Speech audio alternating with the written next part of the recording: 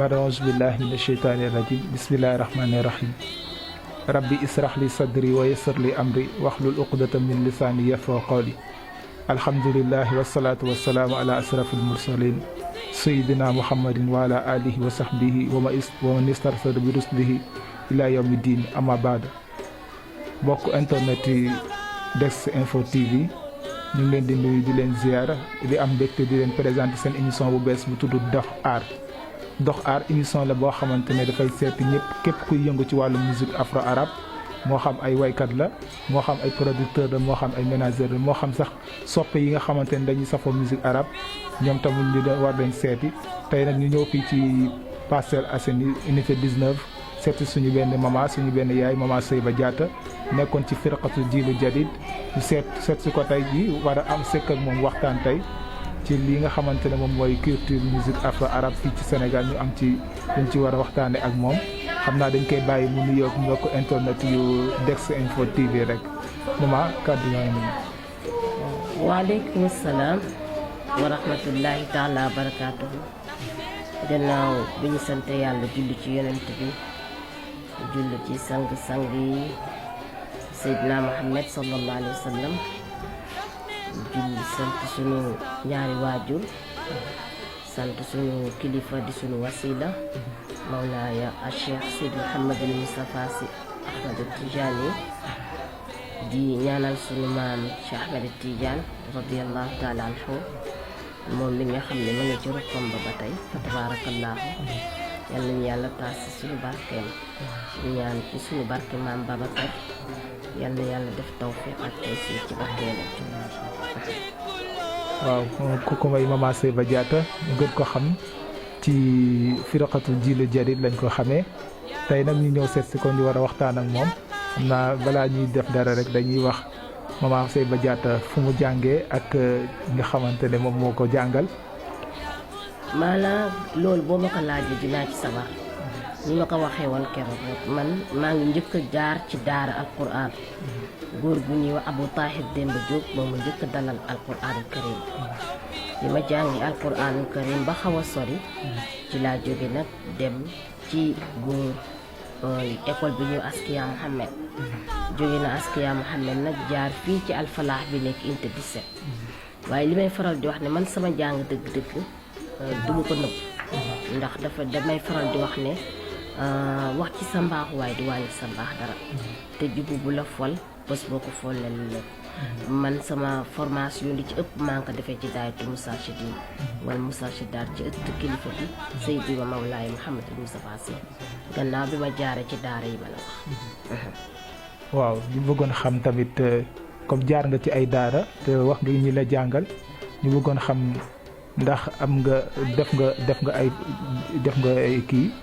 ndax am nga ay diplôme ak tamit ñaata diplôme nga am. xam nga man souvent damay faral di bañ a wax samay diplôme mais wax dëgg yàlla man am naa shahada ibtidaaiya am naa idaadiya am naa sanawiya ci kàttanu yàlla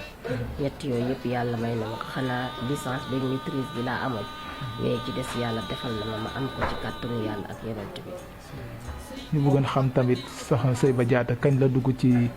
musique afro arabe. maanaam man buñ may laaj kañ laa dugg ci musique afro arabe mun naa wax ne at boobu yàgg na de ndax bi may njëkk a dugg musique afro arabe bu nekkul 99 dina ma jaaxal parce que jamono yooyu ñu ngi encadré Seli Dekate am kilifa bu ñu fi jëlee dem yóbbu ñu Dakar ville parce que dañu soxla woon ay jàng ñoo xam ne ay élèves yoo xam ne dañ jàng arabe di làkk luga arabiya mais même bu nekkul fusxa mu nekk luga arabiya bu xaw a tane ñu jëlee ñu fi yóbbu ñu Dakar ville man sama njëkk assisté ci wàllu musique arabe Dakar ville laa ko def ma jóge Dakar ville nag toog naa lu yàgg nag am benn sang bu baax bu ñuy wax Muslim Diop muy def musique arabe ci télé bi benn télé damay bañ a wax publicité bi léegi yàlla def na samay mbokk dégg ma ñu ne ma comme da nga bëgg musique arabe am na kuy def benn émission na nga dem déglu ko ma di ko déglu benn bés woote ci moom mu ne ma moom yàgg na maa dégg ay at te moom li ko jaaxal nit ñi dañ koy woo di ko wax ne ko tegal ñu woy Soxna Cheyba te moom mësul gis sama kaset te ñi koy laaj ci ay nit bari nañu mu ne ma nag daf ma bëgg a invité ci laa dem mu invité ma bi ma invité bi ji ma waa Tawfekh firqatu Tawfekh bin Najaahi wa salaam dégg ma daal di may woolu ma ci laa commencé nekk ak ñoom bi ma jógee Tawfekh nag dama toog waa Fannul Mourchidine soxla woon génne benn album ñu woo ma ci invité ma ci ma dem mais man léeg-léeg damay dégg ñu naan dem na Fannul Mourchidine mais loolu yëpp baax na parce que daf maa jural expérience boo xam ne man tey moo ma may li ma am tey ci wàllu musique arabe bi ma fa jógee nag toog naa lu mat ñaari at ñaari sang yu baax fekk ma fi nag ni Hassan ak Hussein ñëw waxtaan ak sama yaay waxtaan ak sama papa pour ñu dem formé waat beneen troupe muy Djilou Jadid bi ngay wax boo xoolee Djilou Jadid bi ñu koy formé presque 2002 la 2002 la fin wu 2002 2001 presque la ci laa nekk Djilou Jadid def naa fa 2 ans 3 ans après ma daal di bàyyi Djilou Jadid daal di ñëw toog ci wàllu jaar firqa man ci loolu laa jaar ci wàllu firqa yi. ñu bëggoon xam tamit bi nga jaaree gannaaw bi nga jaaree ci firqatu Samsu Fani Mourchidine ak bu Tawfekh ak Djilou Jadid ñu bëggoon xam tamit ndax Djilou Jadid bi nga nekkoon ndax jot nga am ay single yoo génnee ak tam album boo génne parce que gis nañ fi say son gis nañ macha allah Djilou Jadid damay njëkkee sax Fannul Mourchidine Fannul Mourchidine comme dañ ma invité woon pour ma def benn ànd ak ñoom def benn son foofu génne nañ fa benn album ci ngay dégg yaa Seydi bi fa laa ko enregistré ak aleykum bi taati rahman ak fala budda min shakwa su dee Djilou Jadid nag moom presque album bi presque maa ko liggéey muy hal min sabilin am na hal min sabilin am na lawla nabi am na julli bi xayr xalifati am na yaa Ahmad Tidiane am na maam Cheikh am na Aïdoun mooy maam Cheikh am na dañuy xale góor nag Abdoul Aziz moo ko way ci wàllu album man ñaar yooyu rek laa fi am ci kàttanu yàlla ak yeneen bi waaw ñu bëggoon xam tamit Mama Cheyba Diatta ndax jot na def ay tournée gannaaw bi nga xamante ne jaar na ci firqa yooyu yëpp yu wuute yooyu yëpp nga xamante ne ndax jot na def ay tournée au niveau du Sénégal ndax Mama Cheyba jot na si def ay tournée daal pour doo xamante ne ci wàllu musique afro arabe la. xam nga tournée ci wàllu musique arabe tey buñ ko dee wax man damay faral di wax ne ñun ñoo ko gën a def ci àddina bi ndax bi ñu nekkee Dakar ville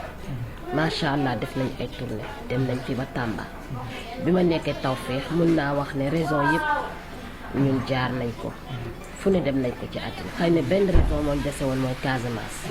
biñ nekkee Djilou Jadid tamit Djilou Jadid kazalika def nañu ay tournée fa tabarakallah ahsanu xaaliqiin loolu yàlla dogal ba ci tournée yi sax am na ci benn tournée boo xam ne góor gi def na benn conférence gànket ak buudi macha allah fa tabarakallah boobu ñu ngi Tawfekh def nañ tournée bu am solo ci conférence bi. Mama Cheyba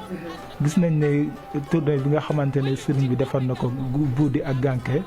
gis nañ ne way nga fa benn way bu ñuy wax yaa Seydi keroog bi ngay way bi ban émission nga ci amoon bi nga xamante ne taxaw nga sur scène di wayal Seydi Mouhamadou Moustapha si way woowu. waaw maanaam maa ngi lay wax ne bi may njëkkee mooy gànket ndax bi ma koy woy commencé ko maa ngi fàttaliku bu baax woy naa woy bu ba ci digg bi nit ñi doon seetaan dañu am xaal la fa daanu ci ay nit kenn xamul nu mu toll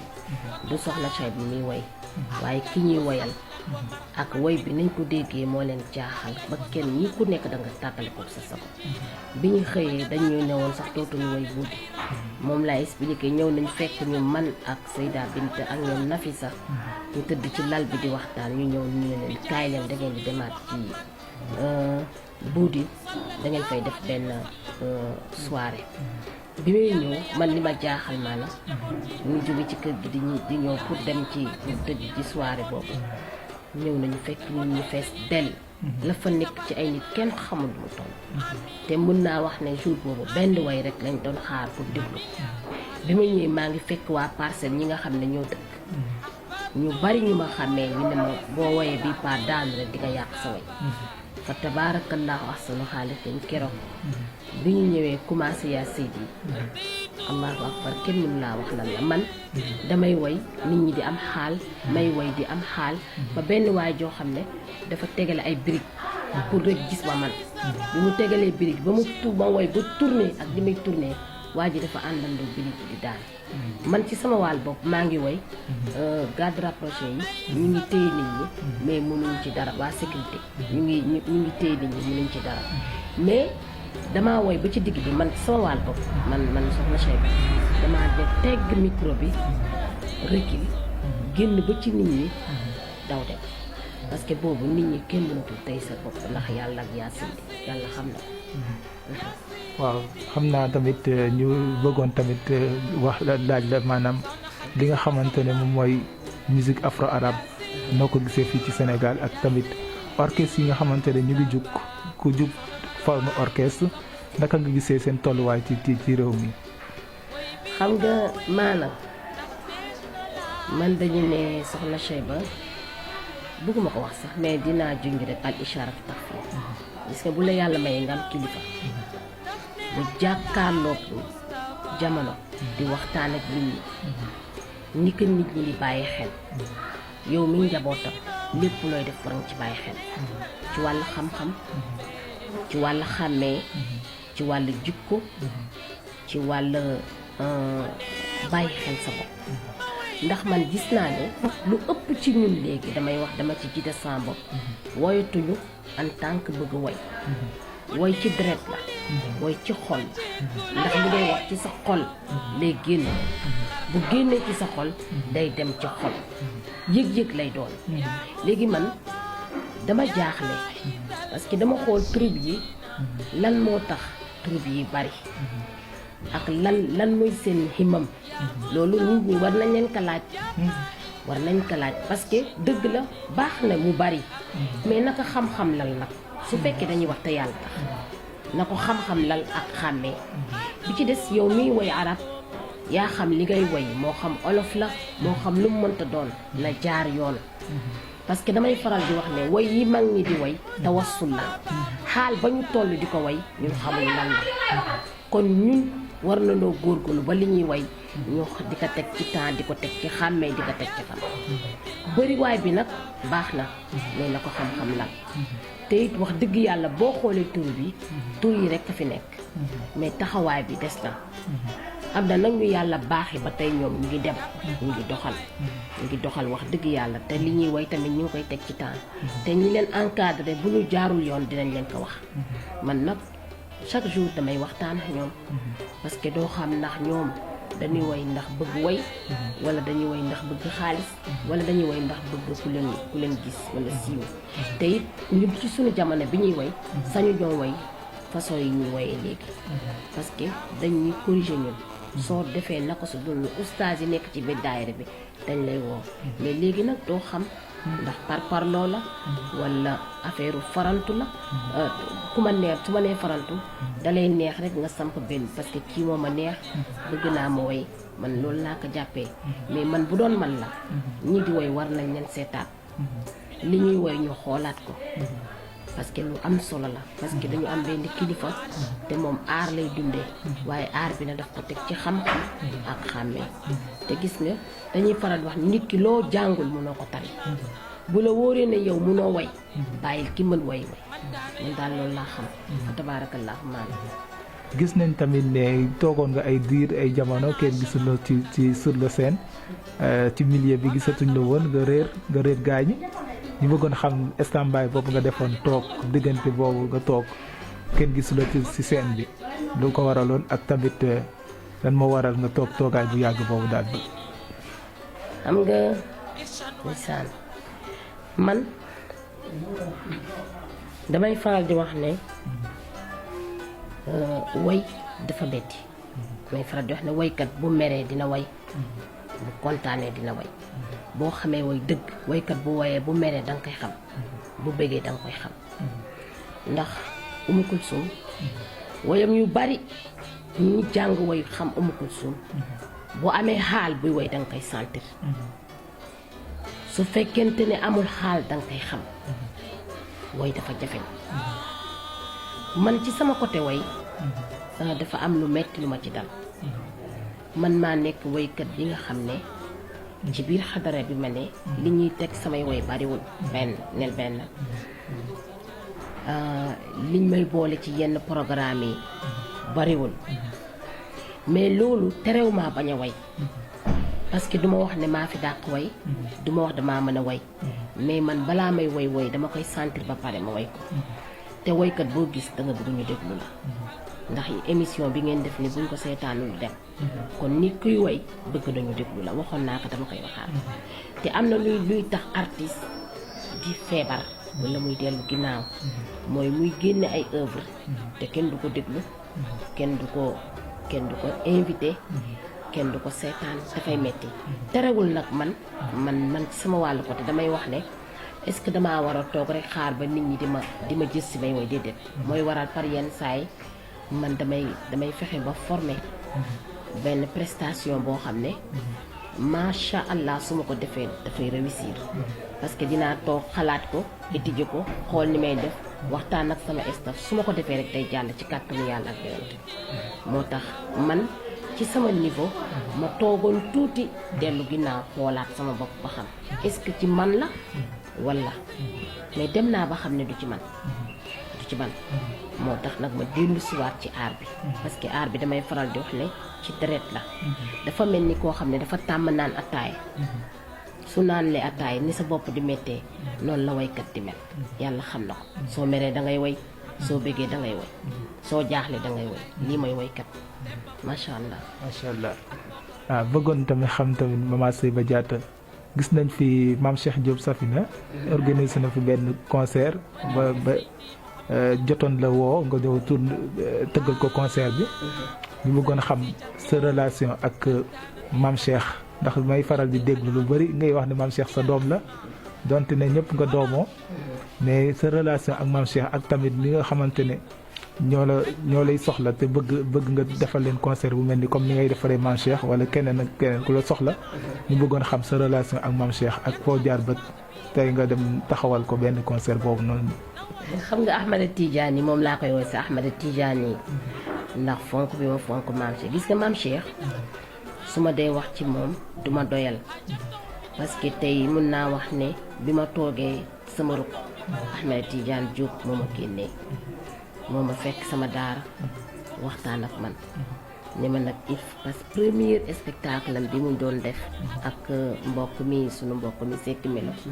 yàlla xam ne man la bëggoon ma ne ko Ahmada Tidiane min maa ma ne ko dangay xaar parce que sama maa toog noonu ëpp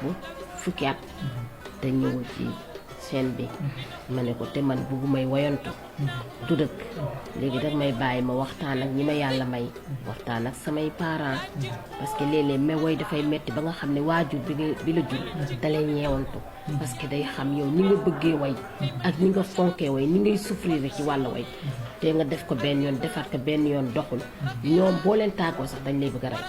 ma ne ko may ma rek mën na xam teeg surtout góor gi yal na ko yàlla yërëm mi sam papa moom daf ma daan wax ne ma man su ma sañoon da ngay toppatoo sa daara nga bàyyi woy yi parce que léeg-léeg nga gis nit yàlla may ko mu am wërsëg ci wàllu woy mais pour mu jëmmal ko dafay metti ma naxtaan ceeg moom waxtaan ba mu ñaanal ma parce que man su ma ñaanalee damay am mawqif li arab di wax mawqif damay daal di am sañ-sañ bi ci des mooy sama kilifa moom dañuy faral di wax ne boo defee ñetti faatixa rek wala falaq ak naas def ñaan yàlla mun na la jox ishaara fa tabarakallahu al ishaara fi takfi yooyu yëpp buñ ko defee ñu gis ci benn ubbeeku ñu ne nañ ko jël Mame Cheikh nag yàlla def mu may ma chance boobu man ak moom ñu def waaye yàlla xam ne keroog fa tabaarakallaahu man dama ci kontaan ndax man bi ma paree dama laaj ñi laaj leen ba xam ndax ballaqtu defe naa yaa nga fa xal ballaqtu mooy ndax jotale laa li ma Mame Cheikh waxoon ñëpp jógtaat ma kontaan ba ma fa jógee nag ci laa ubbeeku ba tey naa ngi def samay prestation xëy na information bi war jàll doole bi ñu war a am duñ ko am mais nag ñu ngi def ay prestation di génn dem di woy wax dëgg yàlla fa tabaarakallaahu ñu bëggoon xam tamit naka nga gisee tolluwaayu kii animateur def naa wax naa ko suma jubulee animateur musique arabe yi nga xam ñoo nekk fii seen tolluwaay ci milieu bi naka nga ko gisee. xam nga man ñoom samay doom lañu. te dama leen di wax dëgg. ndax dëgg moo njëkk moo mujj. xam nga damay faral di wax ne li rey ñun yenn musiciens yi gis ngeen musicien mooy yóbbu waykat mais doo mus a gis mukk waykat bu musicien bu siiw abadan waykat ba rek la ñeex su fekkee bëgg nga baax su fekkee xam nga li ngay def Umu Kulsum buñ la tuddul ñi ànd ak moom di ko accompagner fi muy woyee xamoo leen xanaa nga def taftish nga xam leen mais loolu doo leen xam ne mais lii muskil la animateur yi fi ne mooy dañuy bëgg siiw gën a siiw sax waykat bu dem bi ci des dëgg rek moom tax a wax de bi ci des itam dafa am tuuti parparloo man li may wax lu ma xam la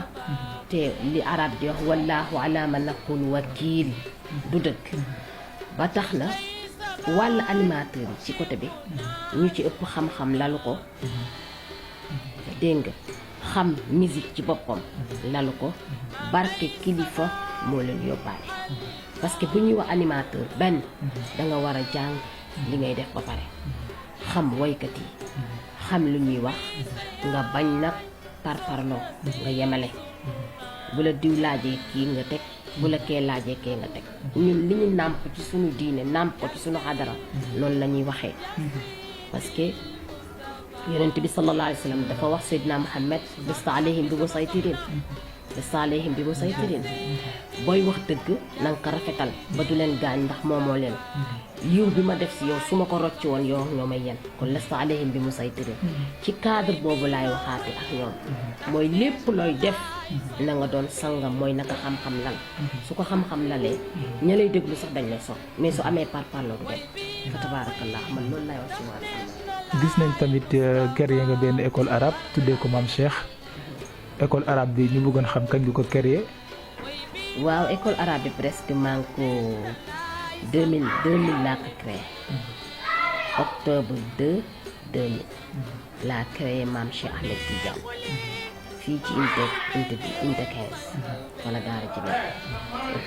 xam naa comme ni may signalé ne dañu dese si waxtu bëriwul. ñu bëggoon tamit loo xamante ne ñun laajte waroon nañ ko laajtew ju ko ak loo bëgg a sànni ak tamit maanaam li nga xamante ne moom mooy say ambition ak sa objectif ci wàllu musique afro arabe. gis nga man li ma bëgg ci musique arabe est-ce que dinaa ko am xëy na yàlla may ma ko parce que benn ñu jàng ko ba xam lan may musique arabe ñaar ñu am orchestre boo xam ne lépp loo xam ne ci matériel musique arabe mi ngi fi su boobaa baat bi koy woy da koy daal di gunge ci kàttanu yàlla ak yeneen ñun li suñu muskila waxoon nañ leen rek moo ñu tax suñu orchestre taxawagul yeneen taxawul dama koy wax mooy clavier bi bu ñu amoon clavier oriental du ñu am benn problème yenn prestation yi sax bu ñu jëlsee nara bëgg Soxna Cheyba defal la benn manifestation du ñu signante yow contrat parce que sañuñu ko ndax amaguñu clavier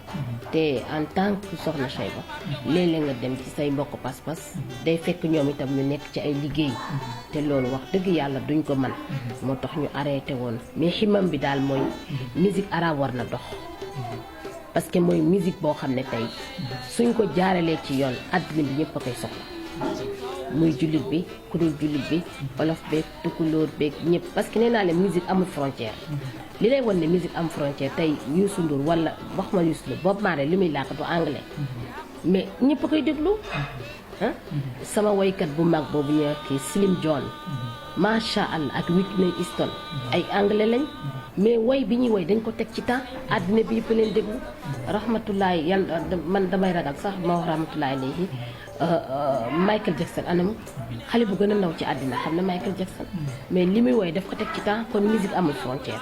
kon musique afro arabe dafa nekk musique boo xam ne xajaratun bi dar ba tey di daal da ngay sànni benn xeer mu jam ñaari picc di nga jàng benn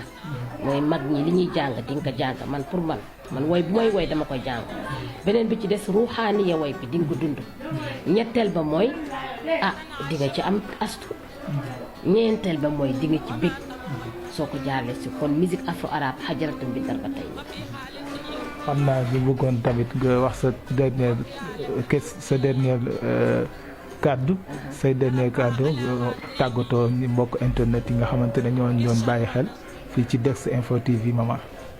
xanaa dama leen di ñaanal wax dëgg la yéen dama leen di ñaanal te Dex TV la moom anava ci kanam ci barke maam Babacar barke maam Cheikh barke Seydi Mouhamadou Moustapha day dem parce que macha allah chance bi ngeen ma may dafa am solo kon ñi ngeen may chance noonu ngeen di may ñëpp chance kon fa tabaarakallaa solo xaalikin mu neex nit ñi ñàkkari neex day dem te ñu ngi leen di ñaanal ngeen dem ba Mourchid am na mais beneen amaat te boobaa mu jóge ci yéen loolu lay ñaan yàlla yàlla na ko yàlla def ci barke Maulana loolu daal la ñuy ñaan macha allah. xam naa kon mbokk internet yi foofu la ñuy yemale waxtaan bi mais kon ñu seet si woon suñu maman Seyba Diatta fii ci Parcelles unité 19 doon waxtaan ak moom ci wàllu musique afro arabe xam naa ñuy wàccee kàddu gi foofu di leen wax ni wa aqulu qawli haza wa astaghfirullahi wa lakum wa salaamu aleykum wa rahmatullah. école bi wax dëgg yàlla ñu ngi waajal benn conférence bu mag le 14 juillet à partir de 15h lañ koy def foofu ci unité 15 wetu école Fadial foofu lañ koy def dina am tari alquran dina am ay théâtre dina am sax surprise incha allah ñuy ñaan nag képp koo xam ne bëgg nga maam Cheikh Ahmed Tidiane en tant que njaboot ngay jullit nga ñëw soutenir ñu ci bés boobu incha allah. incha allah léegi nag ñu bëggoon tamit nga wayal ñu benn waay rek. xanaa ñuy jël sang bi ndax tey moom baat bi dafa naqari waaw ñu way tuuti rek. ya Seydi ya Seydil Mustafa laa ilaaha illallaah cey sang baang Cheikh Aysa baay Cheikhunaay sunu maam laa ilaaha illallaah cey sang baang mamay sa maam xalifa kenn la laa ilaaha illallaah cey sang baang bu nekkuy sa baay ñu ne maam Cheikh Ahmed Tidiane sa baay aya fay la suufal asri يا روح قومي فإنا بأمر الله فيك نبايع فلملا وقد جددت للدين ركني بتربية الأرواح فالكل طائع إشارتكم تكفي لكل مفكر لبيب يريد الحق والحق الساطع جمعت علوم القوم فقها ومنطقا وعفيت بين القلب والعقل جامع لأنك أننا قد شهدنا بأنكم مجدد هذا القرن فرد وجامع موتاخ ماné يا سيدي جزاك ربك عن بني الأوتاني كوكوي سباي دي سونو مام يا سيدي المصطفى لا إله إلا الله تي سانغ باغي ما شاء الله